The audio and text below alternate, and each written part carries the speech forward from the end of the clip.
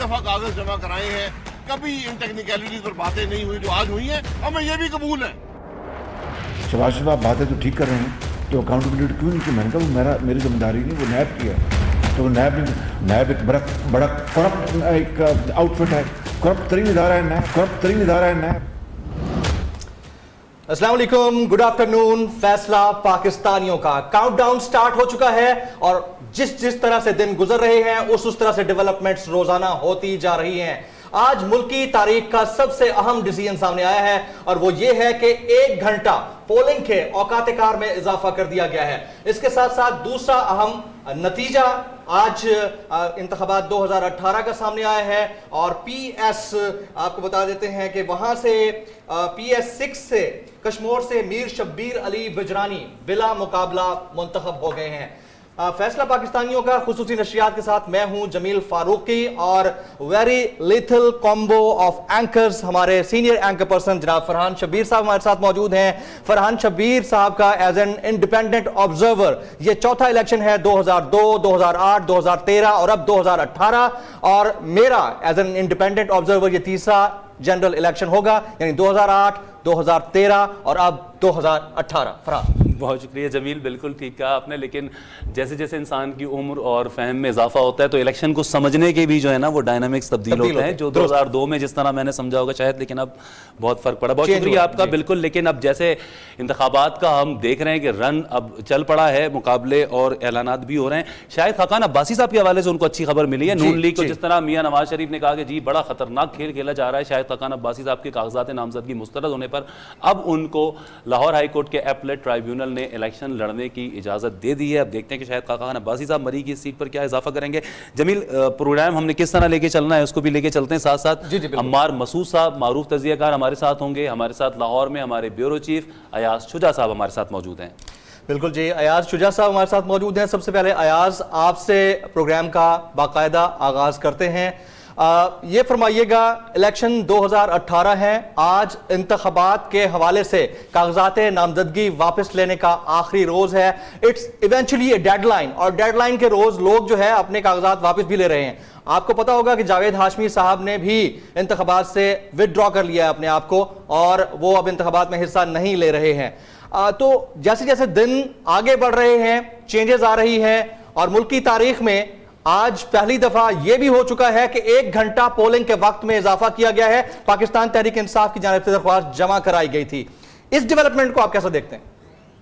जमील, सबसे पहले मैं आपको बताऊं कि तहरीक इंसाफ ने क्यों ये दरख्वास्त दी। जो बाई इलेक्शन हुआ था मियां नवाज शरीफ की नाअहली के बाद, NA 122 जो अब NA 125 है, और कलसूम नवाज उस सीट पर लड़ी थी, उस नशिस्त पे तहरीक इंसाफ को बड़ा सख्त नुकसान हुआ था। तहरीक इंसाफ का जो वोटर है वो है पौश इलाकों से, पढ़ा लिखा वोटर, और वो लोग आते हैं यानी थोड़ा सा हाँ वो थोड़े से ताखीर से आते हैं। दूसरा PTI यानी कि अब तक यानी मुस्लिम लीग नून, अब जैसे आपने फरहान मुझे बताया कि 2002 मैंने पहला इलेक्शन अपनी लाइफ में 96-97 का कवर किया था और मैं उस वक्त से ये देखता आ रहा हूँ। उस वक्त तो ऐसा 2-2 साल बाद भी हो जाते थे तो काफी नंबर 90s वालों के वैसे ही बढ़ गए।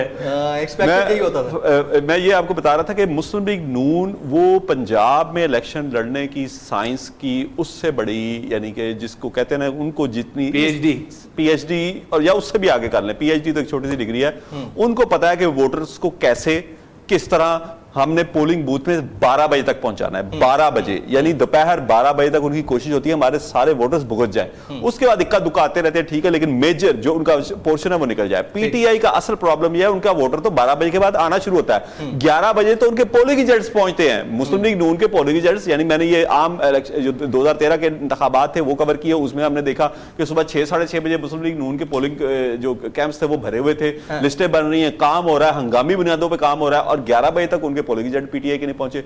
ये एक बहुत बड़ा ड्रॉबैक है PTI का जो उनको कवर करना पड़ेगा, और इसीलिए उन्होंने दरखास्त दी कि वो जो आखिर में लाइनों में लगे रह जाते हैं, जिन्हें बास पोलिंग बूथ में अंदर दाखिल होने से रोक दिया गया था, वो नुकसान हुआ, इस वजह से 1 घंटा बढ़ाया गया। अब दूसरी तरफ आते हैं आपका दूसरा सवाल कि अब तक क्या हो रहा है। वाज़ेह तौर पर नजर आ रहा है कि इस वक्त 2 जमातें पंजाब में मद्दे मुकाबले हैं और यही 2 जमातें वफाक में भी मद्दे मुकाबले होगी, क्योंकि पीपल्स पार्टी पंजाब में मुझे फिलहाल माजरत के साथ बहुत सारे दोस्तों की दिलशिकनी होगी नहीं नजर आ रही।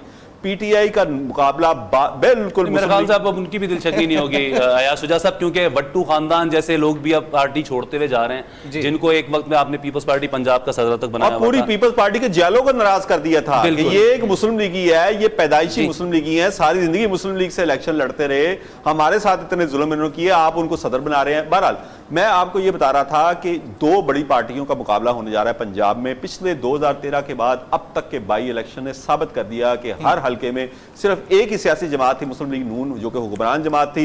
गुज़िश्ता कई अरसे से, यानी कि 3 डिकेड से ये हुक्मरान जमात है पंजाब में, खसूसन यानी बेनजीर भुट्टो की जब वेव चल रही थी 1988 में, और जब उन्होंने बिल्कुल क्लीन यानी कि मेजॉरिटी ले गई थी नेशनल असेंबली के इलेक्शन में, तो एक दिन बाद होने वाले सूबाई असेंबली के ठीक है। अयाज शुजा, जिस तरह आप कह रहे हैं कि मुस्लिम लीग नून पिछले 3 अदवारे हुकूमत में ज्यादातर पावर में रही है और उनको वोट भी ज्यादा पड़ता रहा है, तो अब अम्मार मसूद साहब सीनियर तज्ज़ियाकार वीडियो लिंक पे हमारे साथ मौजूद हैं इस वक्त। अम्मार साहब, मुस्लिम लीग नवाज के उम्मीदवारों की सूरत हाल तो आप देख ही रहे होंगे। 62-63 की तलवार तो उनके सरों पे लटकी हुई थी। इसके अलावा तौहीन अदालत के मामलात भी अब उनके लिए कुछ आसानी के मामलात नहीं कर रहे हैं, मुश्किलात उनकी बढ़ती जा रही हैं। एहसन इकबाल साहब को आज बिला मशरूत गैर मशरूत माफी मांगनी पड़ गई है। तलाल चौधरी साहब के सर के ऊपर तौहीन अदालत की तलवार लटक रही है। दानियाल अजीज के साथ क्या हुआ आपके सामने है। शहबाज शरीफ साहब को नैब ने 5 जुलाई को फिर तलब कर लिया है। व्हाट अबाउट पीएमएलएन सर, क्या हो रहा है? देखिए, बात यह है कि इंसाफ उस वक्त इंसाफ कहलाता है जब वो सबके लिए मसावी और यकसां हो। अगर आपको ये फील आना शुरू हो जाए, ये महसूस होना शुरू हो जाए कि किसी एक पार्टी, किसी एक शख्सियत या किसी एक निशान के ख़िलाफ़ इंसाफ का झंडा बुलंद किया जा रहा है, तो उसे हम इंसाफ नहीं कहते, उसे हम इंतकाम कहते हैं। गुज़िश्ता कुछ अरसे से जो कार्रवाइयाँ हो रही हैं, उससे ये बात बड़ी वाज़ेह होती जा रही है कि एक ही एजेंडा है मुख्तलिफ़ इदारों का, उसमें नैब भी है, उसमें अदलिया भी है, उसमें खलाई मखलूक भी है, और उनका बुनियादी मकसद ये है कि किसी तरह पीएमएलएन को वो अक्सरियत ना मिले जो वो डिज़र्व करते हैं या जिसके वो काबिल हैं। लेकिन इस सिचुएशन का बराह रास्त ताल्लुक़ वोटर के साथ होता है। अल्टीमेटली ये वोटर्स ने डिसीजन करना है कि वो किसको वोट देना चाहते हैं। अगर एक लहर चल पड़ी और लोग बेतहाशा निकले पीएमएलएन के हक में, तो फिर ये जो अभी सीट एडजस्टमेंट हो रही हैं, ये जो काफ लीग के लोग, पीपल्स पार्टी के लोग पीटीआई में जा रहे हैं, इससे कोई फ़र्क नहीं पड़ेगा। अवामी लहर का मुकाबला ना पहले कभी हुआ है, ना अब कभी हो सकता है। और कुछ बयानात बड़े अहम हैं, जैसे कल नवाज शरीफ साहब ने बड़ी अहम बात की कि ये जो कुछ हो रहा है ये बहुत ख़तरनाक खेल खेला जा रहा है। मरीम नवाज़ उसके मुकाबले में कह रही हैं कि अगर जुल्म बढ़ेगा तो फिर वो ख़त्म हो जाएगा। जो आप इस फ़लसफ़े से, इस नैरेटिव से एग्री करें या ना करें, यह आपकी अपनी मंशा और मर्ज़ी है, लेकिन ये जो वोटर को इज्जत दो, वोट को इज्जत दो, गुज़िश्ता 70 साल से क्या हो रहा है, किसी वज़ीर आज़म को नहीं रहने दिया गया। करें ना करें, लेकिन जो रिफ्ट बिटवीन द फैमिली है उसको कौन एंडोर्स करेगा? मियां शहबाज शरीफ साहब कहते हैं खलाई मखलूक का सवाल मुझसे ना करें। नवाज शरीफ साहब उन्हें नजर ही नहीं आ रही खलाई मखलूक 3 महीने से। जी कहते कोई खलाई मखलूक है ही नहीं, जिन्नात का कुरान में जिक्र है। तो इस रिफ्ट बिटवीन द फैमिली को कौन देखेगा सर? आप अगर मेरे से सवाल कर रहे हैं तो बड़ी मेहरबानी होगी अगर आप मेरा जवाब पूरा। जी please you have the time. है कि हाँ, पीएमएलएन में रिफ्ट पड़ रही है, 70 लोग यहाँ से छोड़ के जा रहे हैं, इतने लोग इधर जा रहे हैं, ये हमने गुज़िश्ता 6 महीने से बहुत कुछ सुना।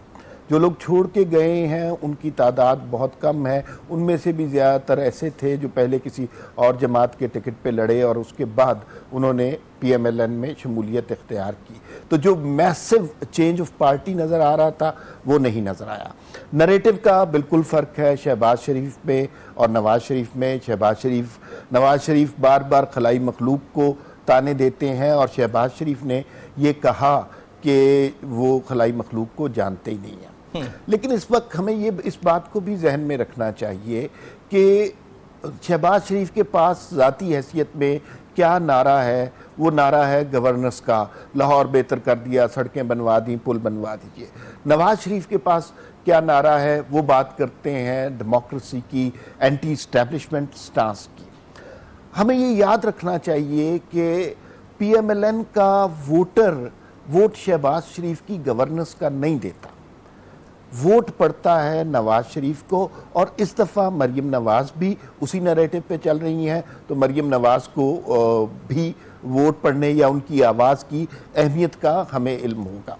ये जनरल मुशर्रफ के दौर से ये बात हम सुन रहे हैं कि शहबाज शरीफ और नवाज शरीफ के दरमियान बहुत इख्तलाफात हैं, फूट पड़ गई है, अलग हो जाना चाहिए, वो अलग हो गए हैं, उनकी अपनी सियासत चल रही है। इनके बिल्कुल यकीनन कुछ सियासी इख्तलाफात होंगे, लेकिन जनरल मुशर्रफ ने शहबाज शरीफ को वज़ीर आज़म बनने की ऑफर भी की थी। उस मौके पे शहबाज शरीफ ने जो कहा था, मैं अगर चाहूं तो आपसे कुछ पूछूं, अगर let me finish this sentence, इस सेंटेंस को खत्म करने दें, फिर आप बात। मैं वज़ीर आज़म तो बन जाऊंगा, मेरी सियासत खत्म हो जाएगी। तो वो बड़े इनके जो इख्तलाफात है ना, ये इनके घर में ही हल होते हैं, ये कभी बाहर नहीं आएंगे। ठीक, तो अम्मार साहब, अब ये इख्तलाफात क्या हमें मंजर-ए-आम पर आते हुए नजर नहीं आ रहे? हमने 5 साल में पूरे मरियम नवाज साहिबा के लाहौर में एक पोस्टर भी नहीं देखा। तो मरियम नवाज साहिबा, फिर हमजा कैंप, जिस तरह के इख्तलाफात हैं, तो अगर मियां नवाज शरीफ का वोटर जो नजरिए के ऊपर है, शहबाज शरीफ का वोटर जो गवर्नेंस के ऊपर है, लाहौर में वो रंग क्यों नजर नहीं आ रहा? क्यों लाहौर में नून लीग के ही वजीरों को कहीं लोटे दिखाए जा रहे हैं, तो कहीं मॉडल टाउन के सामने राना सनाउल्लाह साहब की बातें सुनाई जा रही हैं? फिर लाहौर तो कम अज कम उस तरक्की और उस नजरिए की गूंज से इस वक्त गूंजता हुआ हमें नजर आ रहा होता। क्यों ऐसा हो रहा है कि जहां जाएं आपको PTI की आवाजें सुनने को मिल रही हैं? Absolutely, yes. ये आपने 4-5 सवाल ना एक ही सवाल में कर दिए। एक तो ये है कि हमने ये लगारी साहब के हलके से ये रस्म शुरू हुई, वहाँ से मोबाइल पे किसी ने वीडियो बनाई और लोगों ने कहा आप 5 साल के बाद क्यों हमारे हलके में आए हैं। उसके बाद से ये सिलसिला शुरू हो गया, दानियाल अजीज़ के साथ भी हुआ, तलाल चौधरी के साथ भी इस तरह हुआ, PTI के कुछ लोगों के साथ भी इस तरह हुआ। अगर हम इसको इन ट्रू सेंस देखें ना, तो ये बहुत अच्छा हो रहा है इस बयानिए से बाहर कि किस पार्टी के साथ हो रहा है। सिर्फ 10 साल जमहूरियत की कॉन्टिन्यूएशन को हुए हैं और वोटर में ये एबिलिटी, ये हौसला पैदा हो गया है कि जिस शख्स को उसने मुंतखब किया था वो उससे सवाल कर सके। जो मरियम नवाज और हमजा शहबाज का आपने कहा कि उनका आपस में रिफ्ट है, तो उसकी सिचुएशन ये है कि हमजा शहबाज का कॉन्स्टिट्यूएंसी लेवल पर बहुत ज़्यादा काम रहा है। मरियम नवाज लेटली मंजरे आम पर आई है, लेकिन चूंकि उनका नरेटिव वो है जो नवाज शरीफ का नरेटिव है, तो बरतरी और अफजल नरेटिव स्टेज पे मरियम नवाज का समझा जा रहा है। पब्लिक और मास अपील मरियम नवाज के कहने की है। और ये बात आप बड़े यकीन से लिख लीजिए कि इस फैमिली में बिल्कुल इख्तलाफात होंगे, जैसा कि हर फैमिली में होते हैं। ये इख्तलाफात कभी बाहर नहीं आ सकते। ये ख़ानदान उस तरह की कदरों वाला है, जैसे ख़ानदान आपने भी देखे होंगे, मैंने भी देखे होंगे, जहाँ बड़ा भाई जब कोई बात कहता है तो उस बात की वो अहमियत दी जाती है और उसके जवाब में बहस नहीं। मैं जरा अयाज शुजा साहब से भी चाहूंगा, जमील अयाज साहब, खानदानी कदरों की जिस तरह बात की, लेकिन हम देखते हैं कि जब बच्चे बड़े हो जाते हैं तो फिर खानदानी कदरें बाज़ औक़ात बहुत पीछे रह जाती हैं। तो ये जो इख्तलाफात के मरियम नवाज साहिबा अब यास्मीन राशिद साहिबा के हल्के से नहीं लड़ रही, या कहा गया जी पार्टी का ये फैसला था, एक ऐसा महफूज हल्का परवेज मलिक जो 2-2 साल 2-2 दफ़ा निकाल कर देते रहे थे, वहाँ का एक आसान हल्का उन्होंने मुंतखब किया। फिर अगर अपनी गवर्नेंस के ऊपर इतना एतमाद था, तो आप 10 साल जिस सूबे में आगाज़ किया, जिससे हुक्मरानी की हो, वहाँ से इलेक्शन मुहिम का आगाज़ नहीं कर रहे। शहबाज शरीफ साहब कराची जाके इलेक्शन मुहिम का आगाज़ करते हैं, पंजाब से क्यों नहीं करते अपनी इलेक्शन मुहिम का आगाज़? फरहान, आप पहले तो हम N125 की बात करें। अब 127 हो गया ना सर? नहीं, N125 की बात। अच्छा, जिससे पहले लड़ने की बात। ये था N86, जिससे नवाज शरीफ ने अपनी जिंदगी का पहला इलेक्शन लड़ा और कामयाब हुए। ठीक, जमात इस्लामी के उम्मीदवार को शिकस्त दी। फिर ये बना N95, वहां से नवाज शरीफ मुस्तकिल कामयाब होते रहे, यहाँ तक कि मुशर्रफ की डिक्टेटरशिप में जो इंतखाबात हुए जिसमें मुस्लिम लीग नून पूरे मुल्क से उसका सफाया हो गया, 12 के 14 सीटें जीती इन्होंने, उसमें भी इस हलके से परवेज मलिक जीते जी। परवेज मलिक ने वो इंतखाब जीता। फिर 2008 में नवाज शरीफ को इलेक्शन लड़ने की इजाजत नहीं थी, वतन वापस आए, बिलाल यासीन को यहां से खड़ा किया, वो जीते। फिर 2013 में नवाज शरीफ यहां से खड़े हुए जीते, और अब वही बिलाल यासीन के हलके के लोगों ने कहा कि यहां रुख ना करें। हाँ, अब बाई इलेक्शन में भी आप यहां से जीत रहे हैं, अब मरियम नवाज यहां पे क्यों नहीं खड़ी हो रही? क्यों? ये उनके बाप का आबाई हलका था जहां से बाप ने सियासत शुरू की, ये वारिस है उनकी सियासत के। जिस तरह भुट्टो बेनजीर को अपने साथ लेके जाते थे, ये हर जगह उनको लेके जाते रहे, अमेरिका के दौरे में लेके गए, क्यों? बात ये है। तो क्या ऐसा अपने फादर बाप के हलके से ही अपने नजरिए को सपोर्ट नहीं मिल रही? नहीं, उनके नजरिए असल में इन्होंने कुछ सर्वे करवाए मेरी इत्तला के मुताबिक, उन सर्वेज में उनकी पोजीशन जो थी वो पहले से बेहतर आ रही है यास्मीन राशिद की, और उन्हें अच्छे खासे वोट लिए। यास्मीन राशिद ने ज़िमनी इंतखाब में जो उस वक्त ही उन्होंने खतरे का अलार्म बजा दिया था कि वो जो नवाज शरीफ से मुकाबले के दौरान जो 40,000 की लीड 14,000 पे आ गई, 40,000 की लीड जो 14,000 पे आई, उसके बाद फिर एक और डेंट पड़ा जो तहरीक लब्बैक ने वहां पे तीसरी बड़ी जमात बन के उभरी जी, यानी कि उन्होंने 7,000 समथिंग वोट लिए। फिर चौथी बड़ी जमात, फिर एक ऐसी तंजीम जिसपे आपने बैन लगाया है, मिल्ली मुस्लिम लीग, वो 5,000 वोट लेके आई, यानी कि पीपल्स पार्टी, जमात इस्लामी जैसी पुरानी जमातों का सफाया हो गया। राइट। अच्छा, अब मरियम नवाज को फिर स्टडी करके दिया गया, ये 2 से 3 बार ये रिवर्स हुआ है फैसला। पहले उनको मशवरा दिया गया कि इसका बहुत बुरा असर पड़ेगा, हमारी सियासत पे बहुत बुरा असर पड़ेगा, ये उनको बाद 127 दिया गया महफूज हल्का। अच्छा, कंटिन्यू कर लेते हैं अयार साहब, इसी बात से हम मजीद आगे कंटिन्यू करेंगे। नज़ीर यहाँ वक्त ब्रेक के बाद जब वापस आएंगे तो मरियम नवाज साहिबा, उनका गुज़िश्ता रोज का बयान, उन्होंने ये कहा कि उनकी तमाम जमात को जिस तरह से नाअहल किया जा रहा है, इससे लगता यह है कि डिसाइडेड जो डिसीजंस हैं वो वन साइडेड है। ये भी हम अपने हम मुअज़्ज़िज़ जो तज्ज़ियाकार हैं उनसे पूछेंगे क्या वाकई ये डिसीजंस ऐसे हैं कि टिल्टेड डिसीजंस हैं। और दूसरा, मरियम नवाज ने दोबारा से कह दिया उनका नया स्टेटमेंट कि वो NA 127 से ही लड़ेंगी। उस पर बात होगी एक ब्रेक के बाद, हमारे साथ रहिए।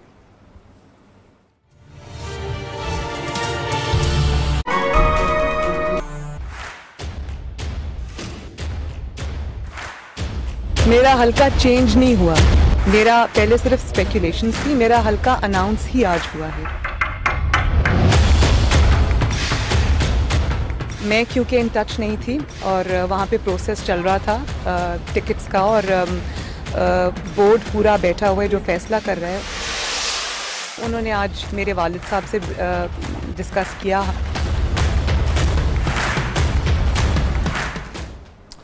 Welcome back. फैसला पाकिस्तानियों का, इसमें आपको खुशामदीद कहते हैं। हमारे ऑनरेबल गेस्ट अयाज शुजा साहब, bureau chief neo news Lahore, हमारे साथ मौजूद हैं।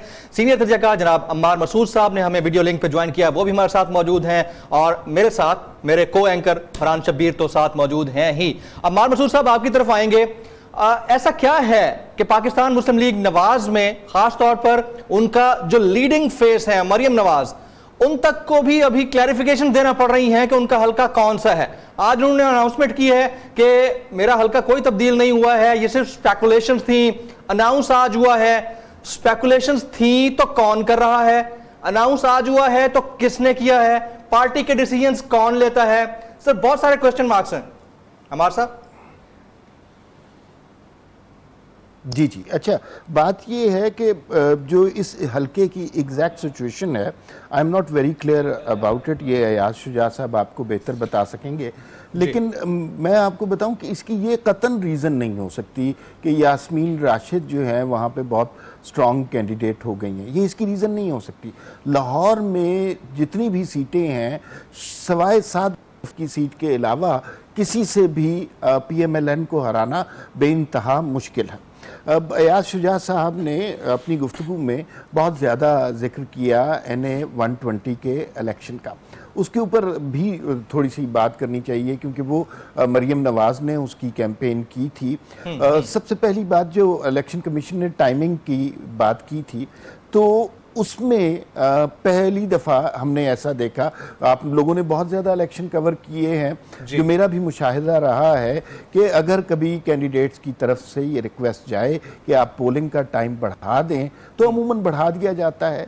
PMLN का ये दावा था उस वक्त के उनके जो वोटर्स हैं वो खड़े हुए हैं और उनको वोट नहीं डालने दिया जा रहा, और पहली दफ़ा हमने ये सुना कि इलेक्शन कमीशन ने वो इजाफी वक्त नहीं दिया, और इसकी पजीराई फौरी तौर पर PTI की तरफ से एक ट्वीट की शक्ल में आई।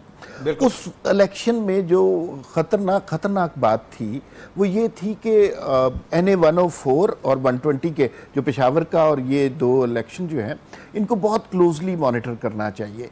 इसमें वोटिंग प्रोसेस की स्पीड का बड़ा दखल था। NA 120 में इल्ज़ाम ये लगाया गया कि उसकी स्पीड को बहुत स्लो रखा गया है, कि जो सिक्योरिटी के एहलकार थे वो आपसे फॉर्म बे भी पूछते थे, शनाख्ती कार्ड भी मांगते थे। इनका ये ख्याल था कि उनका काम सिर्फ बॉडी सर्च है, अगर एक वोट पड़ने में 5 मिनट लग रहे हैं तो वो बहुत ज़्यादा टाइम हो जाता है, उससे वोटिंग स्लो होती है।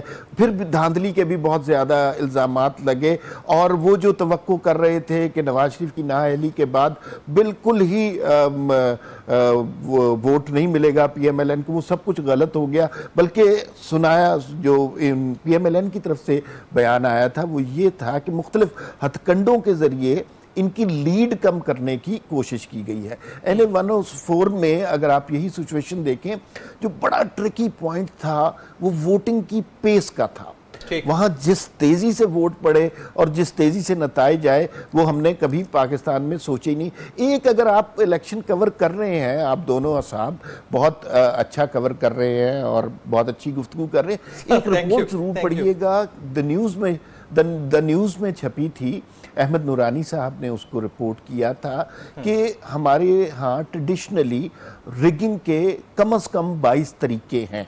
वो अगर आप एक नजर देख लें तो आपको बाज़ औक़ात जो सूरत हाल पैदा हो रही है, अमार भाई कता कलामी की माजरत चाहूंगा। मेरा सवाल महज इतना था कि डिसीजन किसने करना होता है? पार्टी में मौजूद लीडिंग फेसेस ने करना होता है, प्रेसिडेंट ऑफ द पार्टी ने करना होता है, या किसी और ने करना होता है? खासतौर पर हलकों की अनाउंसमेंट्स के हवाले से मरियम नवाज साहिबा से मुतालिक पहले कहा गया कि वो किसी और हलके से खड़ी हो रही हैं, फिर NA 127 की बात हुई, अब वो कह रही है कि हाँ अनाउंसमेंट आज हुई है। इससे पहले स्पेकुलेशंस थी, speculations with in the party कौन कर रहा है? बाहर वाले तो करते रहते हैं, विद इन द पार्टी कौन कर रहा है? ये पूछना था। और मैं इसी को जमील मैं इसी को अमार साहब थोड़ा सा आगे अगर एक और टुकड़ा लगा दूं इसमें कि क्या टिकटों के इख्तलाफ के ऊपर भी वफाक की सतह की हद तक और पंजाब की सतह की हद तक इख्तलाफात देखने में नहीं आ रहे? चौधरी निसार के अगेंस्ट उम्मीदवार ना खड़ा करने का फैसला शहबाज शरीफ का मरियम नवाज एंड ग्रुप ने बदलवाया, राजा कमरुल इस्लाम साहब को टिकट दिलवाया। ऐसा लगता है कि पंजाब में लाहौर में एक अलग धारा बह रहा है और बाहर अलग धारा बह रहा है। अच्छा देखिए, आप फरहान, आपका कमाल ये है कि आप एक जुमले में 4-5 सवाल करते हैं और उसमें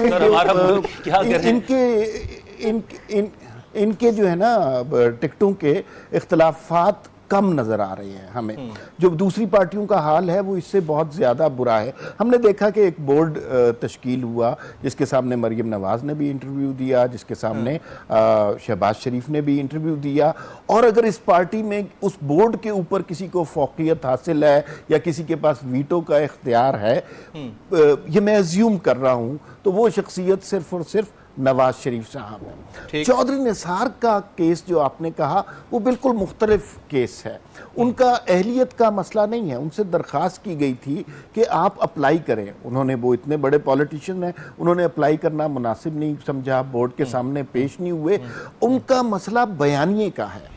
वो हमेशा से प्रो एस्टैब्लिशमेंट आदमी रहे हैं जो रातों को मुलाकातें करके इस मुल्क के फैसले करते थे। नवाज शरीफ का जो करंट सर, वो तो फिर शहबाज शरीफ के साथ करते थे, अकेले तो नहीं करते थे, शहबाज शरीफ को बिल्कुल करते थे। हाँ, ये बात बिल्कुल सही है कि उनका पोस्चर बिल्कुल मुख्तलिफ है, लेकिन शहबाज शरीफ ने उनको टिकट देना चाहिए तो हुआ वही पार्टी में जो नवाज शरीफ एन मरियम नवाज ने डिसीजन किया। चौधरी निसार की बदकिस्मती आप देखिए कि 35 साल वो PMLN के सबसे, नवाज शरीफ के बाद सबसे इम्पोर्टेंट शख्स रहे हुए हैं। उन्होंने एक बयान दिया था कि मैं बच्चों की क़यादत नहीं कबूल करूंगा, और वो रेफर कर रहे थे मरियम नवाज को। ठीक, अब उनकी बदकिस्मती देखिए, कमरुल इस्लाम को मैं नहीं जानता था, आप शायद ना जानते हो, और जब से उनको नैब ने पकड़ा है उनका 12 साल का बच्चा और 17 साल की बेटी उनकी कैंपेन चला रहे हैं, और ये मैं आपको बताऊं वो चौधरी निसार से उनकी सीट ले जाएंगे। बहुत शुक्रिया आपका। अम्मार मसूद साहब इस 1 घंटे में हमारे साथ मौजूद थे। अब देखना यह होगा जमील कि ये चौधरी निसार की बदकिस्मती है या नून लीग की बदकिस्मती साबित होगी कि जिस तरह राजा कमरुल इस्लाम साहब को टिकट तो दिया, उनके बच्चों पे कैंपेन चलाने की जिम्मेदारी तो छोड़ी, लेकिन उस कैंपेन चलाने में नून लीग का एक लीडर उनके साथ टिकट जमा कराने के लिए नहीं गया रिटर्निंग ऑफिसर के पास। हत्ता कि उनके बच्चों ने शिकवा किया कि यूसी काउंसलर हमारे जो चेयरमैन है वो हमारे अजीज हैं, लेकिन वो भी हमारी इस कैंपेन में हमारे पास नहीं आए, न तकरीर की, न खिताब किया। तो इसी गुफ्तगू को लेकर आगे बढ़ेंगे। एक यहाँ हेडलाइंस का ब्रेक हम लेते हैं। ट्रांसमिशन का यह सिलसिला जारी रहेगा फैसला पाकिस्तानियों का। ब्रेक के बाद